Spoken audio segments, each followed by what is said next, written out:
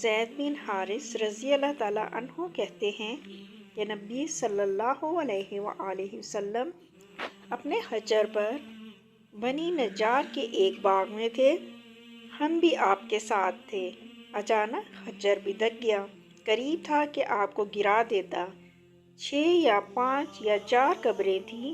آپ صلی اللہ علیہ وآلہ وسلم نے فرمایا، ان قبر والوں کو کون جانتا ہے؟ ایک آدمی نے کہا، میں۔ آپ صلی اللہ علیہ وآلہ وسلم نے فرمایا، یہ لوگ کب فوت ہوئے؟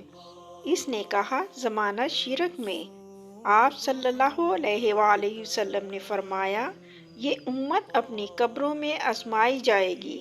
اگر مجھے اس بات کا خدشہ نہ ہوتا کہ تم اپنے مردے دفن نہ کرو گے تو میں اللہ تعالیٰ سے دعا کرتا کہ تمہیں بھی عذاب قبر سنائے جو میں سن رہا ہوں۔ زید نے کہا کہ آپ صلی اللہ علیہ وسلم ہماری طرف متوجہ ہو گئے اور کہنے لگے، آگ کے عذاب سے اللہ کی پناہ مانگو۔ صحابہ کہنے لگے، ہم آگ کے عذاب سے اللہ کی پناہ میں آتے ہیں۔ آپ صلی اللہ علیہ وآلہ وسلم نے فرمایا، قبر کے عذاب سے اللہ کی پناہ مانگو۔ صحابہ نے ہم قبر کے عذاب سے اللہ کی پناہ میں آتے ہیں۔ آپ صلی اللہ علیہ وآلہ وسلم نے فرمایا، ظاہری اور باطنی فتنوں سے اللہ کی پناہ مانگو۔ صحابہ نے کہا، ہم ظاہری اور باطنی فتنوں سے اللہ کی پناہ میں آتے ہیں۔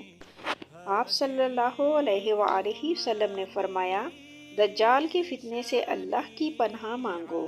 صحابہ نے کہا، ہم دجال کے فتنے سے اللہ کی پناہ میں آتے ہیں۔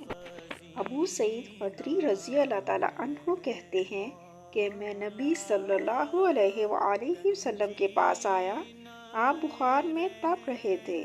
میں نے اپنا ہاتھ آپ پر رکھا تو لحاف کے اوپر سے بخار کی حرارت محسوس کی۔ میں نے کہا، اے اللہ کے رسول، یہ کتنا شدید ہے؟ آپ صلی اللہ علیہ وآلہ وسلم نے فرمایا، ہمیں تکلیف بھی دگنی دی جاتی ہے اور اجر بھی دگنا دیا جاتا ہے۔ میں نے کہا، اے اللہ کے رسول، لوگوں میں سب سے زیادہ آزمائشیں کس پر آتی ہیں؟ آپ صلی اللہ علیہ وآلہ وسلم نے فرمایا، انبیاء علیہ السلام پر، پھر نیک لوگوں پر۔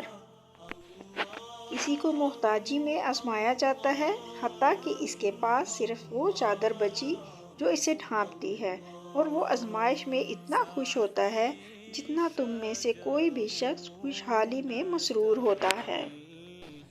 اسی کے ساتھ ہی ہم اپنی ویڈیو کا اختتام کرتے ہیں۔ اللہ عز و جل سے دعا ہے کہ اللہ تعالیٰ ہمیں صبر کرنے والا اور شکر گزار بندہ بنائے اور ہمارے گناہوں سے درگزر فرمائے۔